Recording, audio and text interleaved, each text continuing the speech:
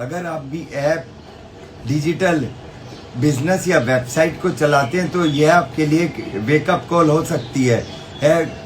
भारत के DPDP act यानी कि digital personal data protection act के तहत अगर आपकी कंपनी के द्वारा कस्टमर्स का डाटा लीक होता है या आप उनकी बिना मर्जी के उनका डाटा इस्तेमाल करते हैं तो आपके ऊपर करोड़ों की पेनल्टी लग सकती है।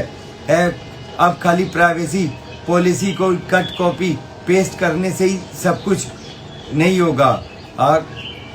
आपके बिजनेस का डाटा आर्किटेक्चर एवं लीगल एग्रीमेंट पूरी तरह से कंप्लायंस होना चाहिए।